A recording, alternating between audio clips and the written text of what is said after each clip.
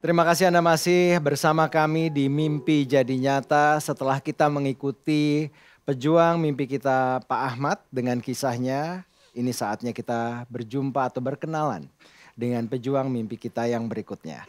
Untuk mengenal pejuang mimpi kita berikutnya, mari kita sama-sama saksikan tayangan.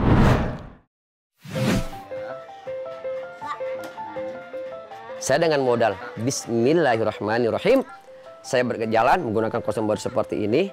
Kan apa? Saya lihat kalau anak-anak lagi pada kumpul, saya lagi jalan, Masya Allah, mainnya apa? Gadget, HP, sampai dipanggil sama orang tuanya pun nggak dieroin, dicuekin, kan gitu. Akhirnya saya punya, oh iya, saya harus memotivasi anak-anak agar mau membaca buku. Lalu juga saya Jumat sorenya itu biasanya perpustakaan keliling. Perpustakaan keliling ini, apakah saya pakai baju biasa? Tidak. Saya pakai baju baru seperti ini. Tujuannya Pak untuk kelelaguan? Tidak. Tujuannya untuk menarik anak-anak. Yuk kita baca buku bersama dengan Om Badut.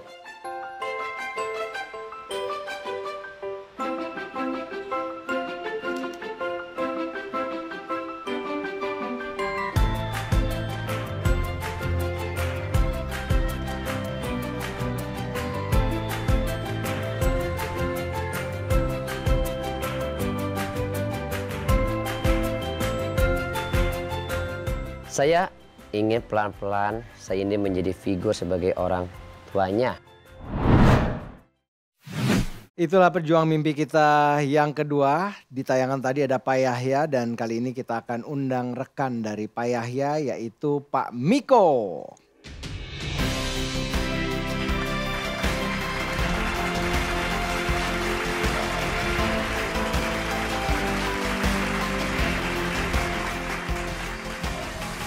Baik, pemirsa, para Dewan Juri dan juga Mas Ferdi, senang banget nih aku ditemenin Om Badut nih ya. Betul. Hari ini ya, walaupun memang menggantikan Pak Yahya yang kondisi kesehatannya tidak memungkinkan ya. Betul. Tapi mimpinya nggak mungkin berhenti gitu ya. Tantangan ini tetap digantikan oleh rekannya Mas Miko ya. Iya betul. Nah, aku mau tahu sebenarnya mimpi apa sih yang ingin diwujudkan oleh Pak Yahya dan juga Mas Miko? Kalau mimpi kita berdua simpel sih. Dalam kegiatan perpustakaan keliling kita ingin punya etalase atau box kotak di belakang motor kita. Karena kadang-kadang motor saya sih pakainya itu aja paling buat fasilitas kita dan musik box untuk menarik anak-anak.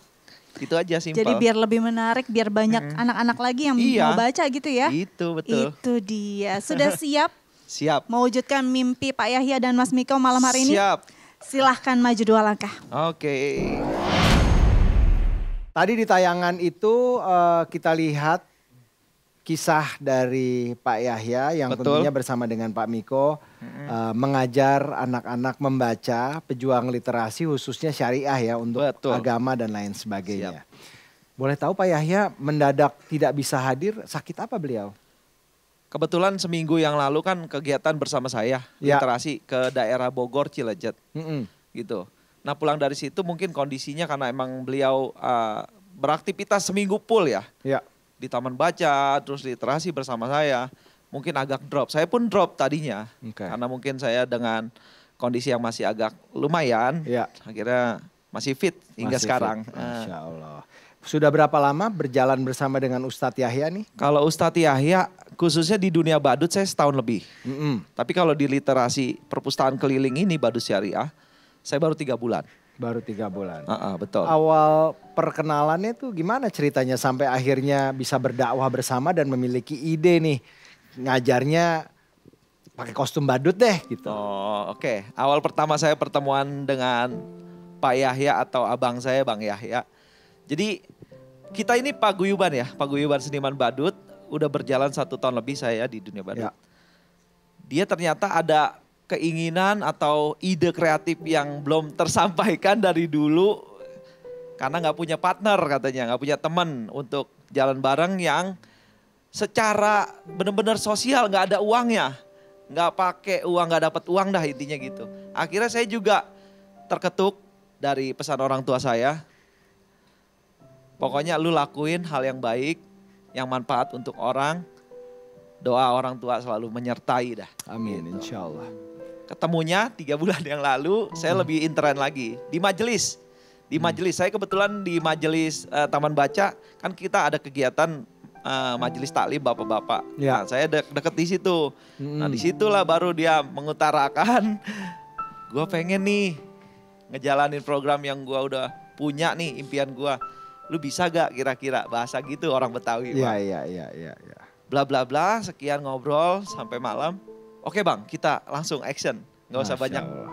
basa-basi lagi. Jadi dari Kita niat action. itu dieksekusi ya. Eksekusi, action. Karena Masya siap juga, mental saya udah siap untuk berbagi. Mudah-mudahan hidup saya yang nggak tahu kapan saya akan dipanggil mati itu kan pasti ya, Ya. Pak ya. Gitu. Mudah-mudahan hidup saya yang singkat ini bermanfaat untuk orang Amin, dan amin. anak-anak Indonesia khususnya. Insya Allah demikian Gitu. ya. Memiliki fungsi atau kebaikan untuk orang lain adalah salah satu tujuan hidup yang paling Betul. penting. Itu tujuan saya. Sejauh ini kesan terhadap Ustadz Yahya walaupun baru beberapa bulan kenal ini bagaimana? Apalagi ini kan menjalankan syiar atau dakwah ini kan tanpa dibayar gitu ya, lillahi Iya. ta'ala gitu. Kalau kesan saya sangat benar-benar, ya saya bilang sih gini ya, dialah yang bikin saya termotivasi secara kencang semangat. Taman baca Baca. syariah ini lokasinya di mana? Di daerah Jalan Bintang, Sudimara, Pinang. Oke, apa saja kegiatannya? Kegiatannya dari Senin sampai Jumat atau dari Senin sampai Kamis itu jam 1 siang khusus pengajian anak-anak di tingkat TK atau PAUD. Oke. Sorenya maghribnya tingkat SD. Dan di Selasanya itu pengajian majelis taklim ibu-ibu. Rabunya ya pengajian majelis taklim bapak-bapak. Bapak-bapak. Gitu. Jadi ada terus kegiatan ya insya Allah. Ada terus, Masya Allah. full 1 minggu dia. Masya Allah luar biasa ya. Ini jadi yang mengajar ini siapa saja nih? Di situ terutama ya khususnya Pak Yahya sendiri, Bang Yahya sendiri. Dan ada tambahan yang dia rekrut dengan secara ajaib juga. Itu Ibu Sri, Ustazah Sri. Ada titelnya ya. Iya, Titelnya iya. itu SPDI. Oke. Tapi mau dibayar dengan gaji yang murah. Jadi memang dimudahkan ya dalam Dimudahkan segala hal. kebutuhannya. Oke. Anak-anak yang datang sendiri itu usia berapa rata-rata? Terus sudah gitu apakah mereka tidak dipungut bayaran sama sekali atau bagaimana? Kalau dari usia yang saya tahu ya, karena saya juga aktif kegiatan itu di majelis. Dari umur dia kisaran 3 tahun, 4 tahun, 5 tahun sampai remaja tingkat SD kelas 6. Oke. Tergantung tambahannya juga, ada yang mungkin ada yang dari SMP, ada yang mau belajar diterima juga. Dan tanpa dipungut biaya sama sekali. Tidak ada bayaran apapun. Nggak ada ya? bayaran sama sekali. Masya Allah. Itu saya yang saksinya. Saya berani bersaksi Pak Yahya itu tidak Masya pungut Allah. biaya. Luar biasa sekali ya. Semoga ini bisa terus berkesinambungan. Amin. Dan kedepannya bahkan lebih besar lagi sehingga lebih banyak amal jariah Amin. bisa didapat Mak Miko dan juga Ustadz Yahya ya. Amin, amin. Kali ini kita beri kesempatan kepada juri, Bapak Erik silahkan jika ingin bertanya kepada Pak Miko.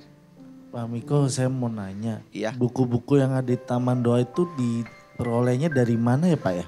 Oke, saya jawab ya. Buku-buku yang ada di perpustakaan keliling Badut Syariah itu dari para donatur. Oke. Donatur yang nggak tahu siapa orangnya, di mana tempat tinggalnya, tahu-tahu dia melalui WA atau apa postingan-postingan Ustadz, dia berbagi buku-buku yang ada sampai sekarang. Oke, terus kayak Pak Yahya, Pak Miko ngaji segala macam kan gratis ya. Untuk kelangsungan hidup sehari-hari, makan segala macam, dapat uang dari mana Pak? Nah itu, saya jawab lagi, ajaibnya Tuhan atau Allah itu, kita cuman seniman badut. Yang mungkin kata orang badut itu cuman ngandelin job-job ulang tahun di Sabtu Minggu. Selama ini saya jalan setahun lebih di dunia badut, bersyukur banget dicukupin kehidupan saya. Masya Allah. Dicukupin, nah itu dari badut aja. Berarti murni dari dunia badut aja Iya, ya? Pak Yahya pun dari badut. Oke, cukup. Makasih. Terima kasih Sama-sama. banyak Pak Erik untuk pertanyaannya. Terima kasih banyak Pak Miko, kita Sama-sama. jeda sebentar atau break sesaat. Setelah ini kita masih akan berbincang dengan pejuang mimpi kita berikutnya yaitu Pak Miko. Jangan kemana-mana, tetaplah bersama kami. Kembali lagi di Mimpi Jadi Nyata, kita dengan pejuang mimpi kita yang kedua, yaitu Pak Miko yang bersama dengan Ustadz Yahya rekannya keseharian mengajarkan anak-anak pejuang literasi untuk membaca, khususnya juga mengajar untuk membaca Al-Quran. Nah, perpustakaan keliling ini sebenarnya idenya tuh dari Ustadz Yahya gitu ya? Iya, dari Ustadz Yahya. Dari Ustadz Yahya. Itu biasanya kelilingnya kemana, kan anak-anak sekolah juga gitu. Jadi setelah sekolah, sore atau gimana biasanya? Biasanya kegiatan perpustakaan keliling yang dilakukan oleh Pak Yahya itu di jam-jam yang udah yaitu seperti anak udah pulang sekolah. Tapi kadang-kadang nggak menentu ya. Karena mereka tuh kadang-kadang kan kita temuin anak-anak jam berapa ada jam-jam sekolah yang udah pulang. Pak Yahya juga kadang-kadang menurut hatinya aja. Kalau mau keluar. Udah. Ada aja ketemu anak-anak. Ada aja ketemu anak-anak, langsung dia samperin. Oke, kegiatannya jadi apa? Keliling bawa buku aja atau ada kegiatan lain karena pakai kostum badut? Oh ya. Jadi kegiatannya sih yang selama ini saya tahu cuman datang membawa buku dengan sepedanya tuh dan juga musik yang ada di situ, musik portable-nya. Pokoknya ada anak-anak yang lagi mabar bahasanya nih, ya main gadget yang merusak itu, dia langsung samperin. Dia tegur, assalamualaikum adik-adik, selamat siang, selamat sore atau apa gitu. Langsung di situ. Kalau datang ke sekolah-sekolah biasanya respons dari sekolah bagaimana tuh? Oke, kalau respon dari sekolah yang saya rasain ya selama 3 bulan kemarin itu sangat bagus. Alhamdulillah kalau gitu. Tanggapannya alhamdulillah bagus dari pihak kepala sekolah dan para guru juga sangat responsif banget ke kita berdua. Om, keren. Belum ada yang kayak gini. Betul, betul. Baik, itu mungkin sedikit kisah mengenai Pak Miko dan Ustadz Yahya. Dan kali ini kita beri kesempatan Ibu Maria untuk bertanya. Terima kasih. Selamat malam Pak Miko. Selamat malam Ibu. Iya. Pertanyaan saya itu selama ini yang sudah dilakukan itu perpustakaan keliling itu sudah menjangkau daerah mana saja? Oke, kalau daerahnya saya jawab. Kita untuk kegiatan kemarin sudah sampai Bogor ya. Depok, Bogor sudah. Paling ya untuk sejabodetabek deh. Tapi kalau nggak menutup kemungkinan kita bisa luar daerah. Itu impian kita bisa ke pelosok-pelosok. Cuman kan gitu. Keuangannya buat ke pelosok-pelosok ya. Kalau ada yang mendonasikan kita dirangkul. Mau saya ke hutan-hutan, mau saya sama Pak Yahya. Mau bener mendidik mengajarkan membaca dari suku pedalaman juga mau. Ya, cukup, terima kasih. Terima kasih Bu Maria untuk pertanyaannya. Mudah-mudahan niat baik ini dimudahkan oleh Allah Subhanahu wa taala. Amin. Dan mimpi Pak Miko dan Ustadz Yahya bisa menjadi kenyataan malam hari ini. Kita setelah ini akan melihat siapakah di antara kedua pejuang mimpi kita yang mimpinya akan menjadi nyata. Tetaplah bersama kami. Baik pemirsa, para penonton dan juga Dewan Juri serta Mas Ferdi, malam hari ini kita sudah menyaksikan dua pejuang mimpi kita. Ada Pak Ahmad yang mendirikan sekolah dengan berjualan sapu ijuk dan juga Pak Yahya dengan rekannya Mas Miko yang berdakwah dengan berkostum badut. Untuk mengingat kembali bagaimana perjuangan mereka, kita saksikan dalam tayangan berikut ini. Mimpinya apa sih Pak kalau boleh tahu? Saya ingin mempunyai sumur bor dan WC untuk kebutuhan warga dan siswa-siswi SMP IT Pancuh Tilu. Karena di wilayah kami itu sangat minim dengan air.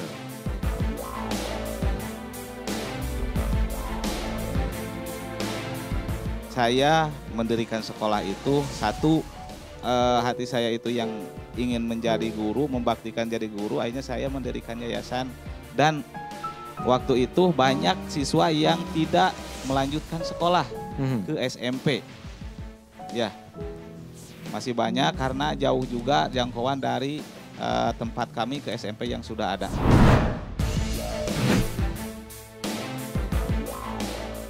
Mau tahu sebenarnya mimpi apa sih yang ingin diwujudkan oleh Pak Yahya dan juga Mas Miko? Kalau mimpi kita berdua simpel sih. Dalam kegiatan perpustakaan keliling kita ingin punya etalase atau box kotak di belakang motor kita. Itu aja paling buat fasilitas kita dan musik box untuk menarik anak-anak.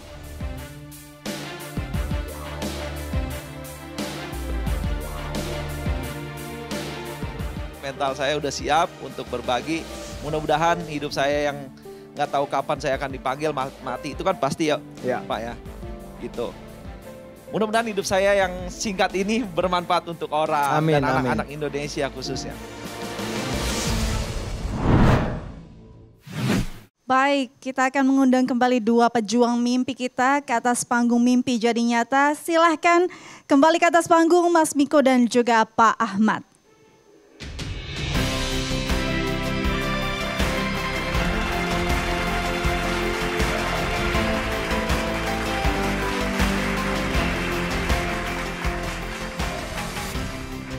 Baik, sudah berada bersama saya di atas panggung kedua pejuang mimpi. Ini pasti deg-degan nih ya, sampai bingung mau berdiri di mana. Tapi bukan saya yang akan mengumumkan ya, Mas Ferdi tugasnya. Silakan Mas. Terima kasih banyak Dika, Pak Ahmad, Pak Miko. Memang hanya ada satu pejuang mimpi yang mimpinya terwujud. Dan mudah-mudahan apa yang Bapak sampaikan, baik Pak Ahmad dan juga Pak Miko, bisa menjadi bahan renungan dan inspirasi untuk banyak orang karena Bapak telah melakukan hal baik secara gratis untuk membantu orang-orang di sekitar dan orang-orang yang dicintai oleh Pak Miko dan juga Pak Ahmad. Baik, sesaat lagi kita akan menghadirkan grafik.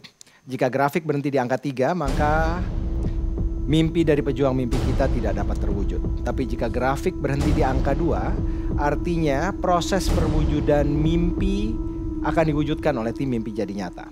Jika grafik berhenti di angka 1, maka mimpi pejuang mimpi kita akan diwujudkan. Inilah dia saat yang dinantikan. Siap Pak Miko? Mewakili juga tentunya Ustadz Yahya. Pak Ahmad siap? Segera kita akan hadirkan grafik berikut ini. Maka waktu yang disediakan adalah kurang lebih 40 detik. Kita mulai dari sekarang. Perjalanan pertama adalah untuk melewati titik nomor 3. Pak Ahmad telah berada di titik nomor 3. Begitu juga dengan Pak Miko. Siapa yang proses perwujudan mimpinya akan diwujudkan oleh tim Mimpi Jadi Nyata di titik nomor 2. Masih kejar mengejar. Waktu tersisa adalah 15 detik. Masih kejar mengejar. 10 detik lagi. Pak Ahmad telah melewati proses perwujudan mimpi. Begitu juga dengan Pak Miko. Siapa yang mimpinya akan terwujud? Selamat Pak Miko dan Ustadz Yahya. Mimpi Bapak terwujud. Selamat Pak Miko. Pak Ahmad jangan bersedih hati. Karena tadi Pak Ahmad bilang, saya ini sudah lelah, saya ini sudah capek. Tapi butuh modal untuk usaha sapu ijuknya. Tim Mimpi Jadi Nyata, proses perwujudan mimpi mungkin sumurnya belum, tapi proses untuk menuju ke sumur itu agar terwujud, Pak Ahmad diberikan modal untuk usaha sapu ijuknya. Kita berikan tepuk tangan dong. Selamat Pak Ahmad. Mungkin ada yang ingin disampaikan Pak Ahmad? Ya, terima kasih untuk Dewan Juri dan Dai TV yang alhamdulillah saya senang sekali mendapatkan modal usaha. Ya.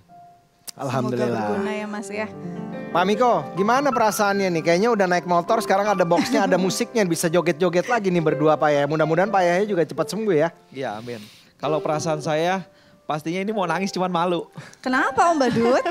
Boleh Om Badut nangis juga, nggak dosa kok. Bahagia banget dan impiannya Pak Ustadz Yahya selaku yang saya bilang udah saya anggap abang saya sendiri sedikit terwujud dibantu oleh Dai TV dan juga program Mimpi Jadi Nyata ya. Semoga kedepannya saya bisa berbuat yang lebih. Amin. Untuk anak-anak Indonesia khususnya biar bisa lebih giat lagi membaca dari perbuatan kita yang kecil ini. Jadi manfaat lah untuk anak Indonesia. Amin, amin. Itu amin, aja amin, sih. Amin. Pak Miko, salam hormat saya untuk Siap. Ustadz Yahya. terus dakwah Waalaikumsalam. mengajarkan syiar agama Islam untuk anak-anak Indonesia. Semoga manfaat yang lebih luas akan didapat oleh Bapak dunia akhirat. Amin, amin, amin. Mohon doanya untuk semua ya. Amin. Pasti. Dan ini kita lihat bagaimana gambaran mimpi yang kecil tapi bisa berdampak besar untuk banyak orang. Dan kita juga pastinya selalu membuka pintu sebesar-besarnya untuk para pihak, baik individu maupun perusahaan untuk bersama-sama Dai TV dan juga Mimpi Jadi Nyata untuk mewujudkan mimpi orang-orang hebat di luar sana. Dan di akhir perjumpaan Mimpi Jadi Nyata, izinkan kami mengaturkan terima kasih sebesar-besarnya kepada Dewan Juri, kepada para sponsor, penonton dan juga pemirsa di rumah atas dukungannya selama ini. Saya Ferdi Hasan dan rekan saya. Saya Astia Dika. Kami mengucapkan selamat malam dan sampai jumpa di Mimpi Jadi Nyata berikutnya.